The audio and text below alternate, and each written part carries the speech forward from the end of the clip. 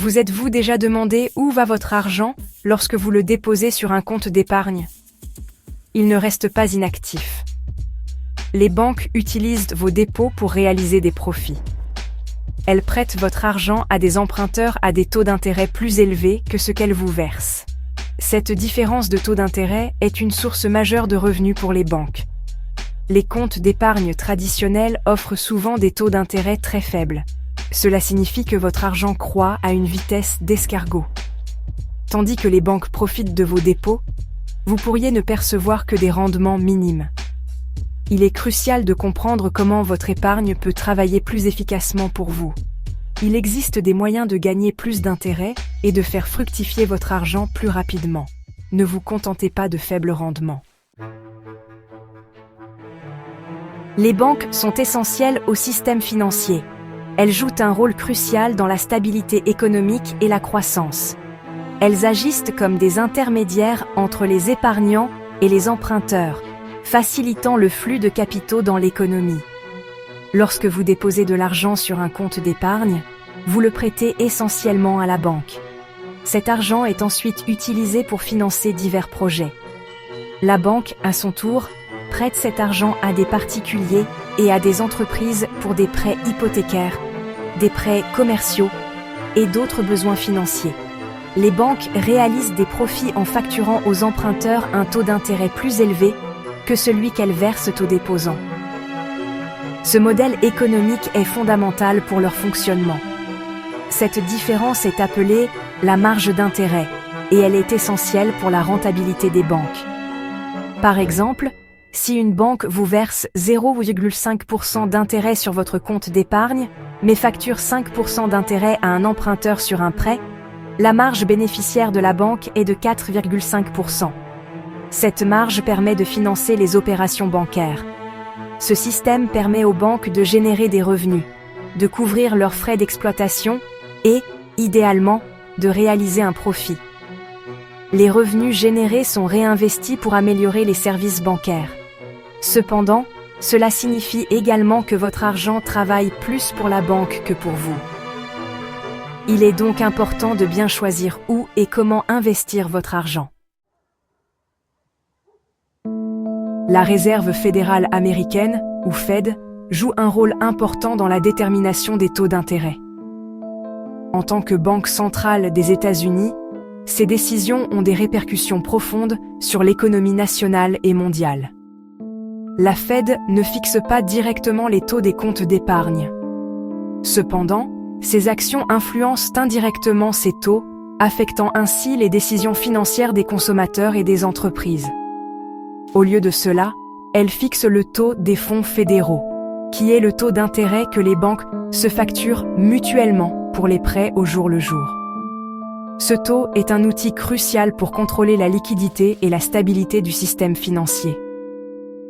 Lorsque la Fed baisse le taux des fonds fédéraux, les banques sont encouragées à prêter davantage d'argent, ce qui peut entraîner une baisse des taux d'intérêt pour les emprunteurs.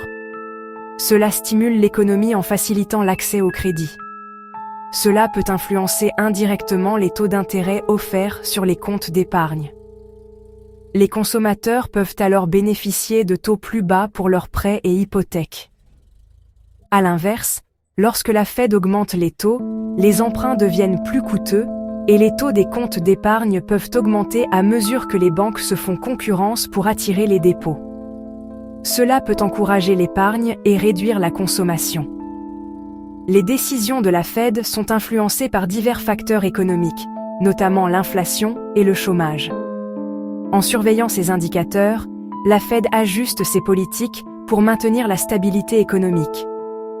En comprenant le rôle de la Fed, vous pouvez obtenir des informations sur l'orientation potentielle des taux d'intérêt. Cela vous permet de mieux planifier vos finances personnelles et de prendre des décisions éclairées. Tous les comptes d'épargne ne sont pas créés égaux. Alors que les comptes d'épargne traditionnels offrent généralement des taux d'intérêt faibles, les comptes d'épargne à haut rendement peuvent offrir un meilleur rendement sur vos dépôts. Les comptes d'épargne à haut rendement sont proposés par les banques en ligne et les coopératives de crédit. Ces institutions ont souvent des frais généraux moins élevés que les banques traditionnelles, ce qui leur permet d'offrir des taux d'intérêt plus élevés pour attirer les clients.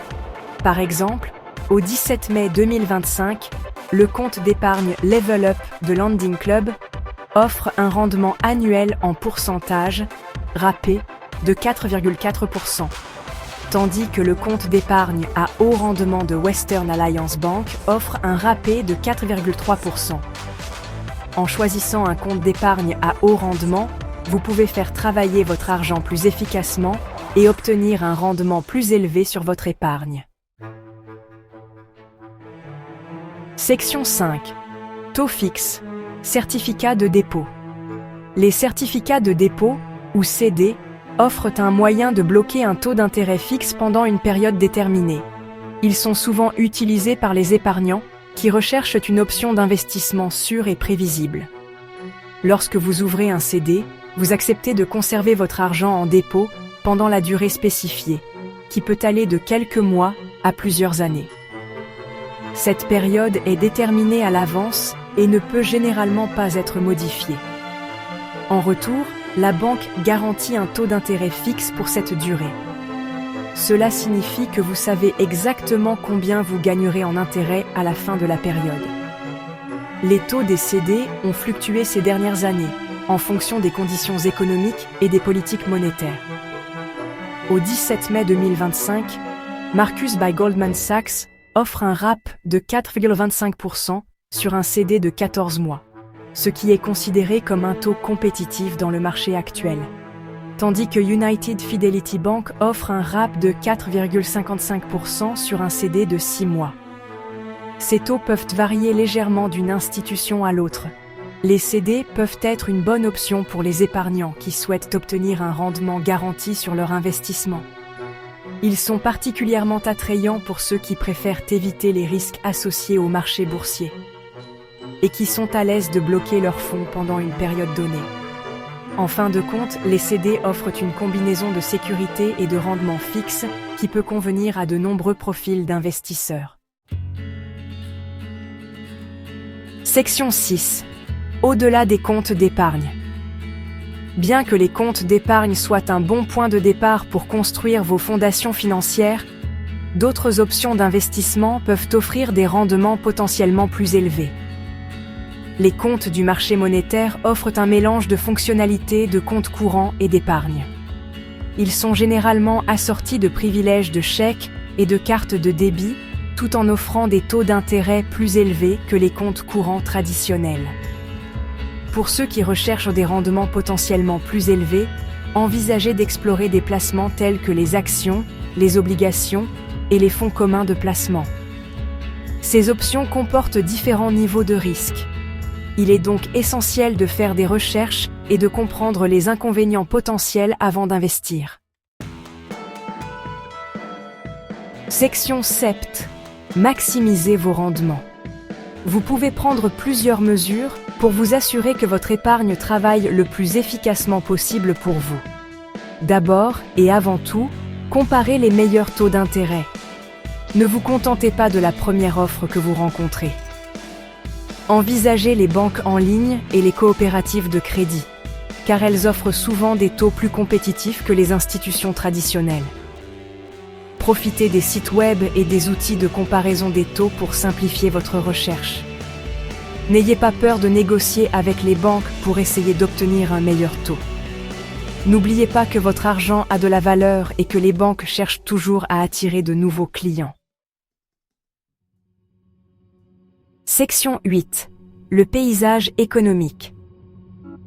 L'économie est en constante évolution et les facteurs macroéconomiques peuvent influencer considérablement les taux d'intérêt. Lorsque l'économie est en croissance, les taux d'intérêt ont tendance à augmenter à mesure que la demande de crédit augmente. À l'inverse, pendant les ralentissements économiques, les taux d'intérêt baissent généralement, car les banques centrales tentent de stimuler les emprunts et les dépenses. L'inflation est un autre facteur crucial. Lorsque les prix augmentent rapidement, les taux d'intérêt ont tendance à suivre, car les prêteurs exigent des rendements plus élevés pour compenser l'érosion de leur pouvoir d'achat. En gardant un œil sur les indicateurs économiques, tels que les rapports sur l'inflation et les chiffres de la croissance du PIB, vous pouvez obtenir des informations précieuses sur l'orientation potentielle des taux d'intérêt. Section 9. Prenez le contrôle de votre épargne. En conclusion, comprendre comment les banques profitent de vos dépôts et les facteurs qui influencent les taux d'intérêt peut vous permettre de prendre des décisions financières éclairées. Ne laissez pas votre argent dormir sur des comptes à faible rendement. Explorez vos options, comparez les taux et envisagez de diversifier votre stratégie d'épargne. En jouant un rôle actif dans la gestion de vos finances, vous pouvez vous assurer que votre argent travaille aussi dur que vous. N'oubliez pas que la connaissance, c'est le pouvoir, surtout en ce qui concerne votre bien-être financier.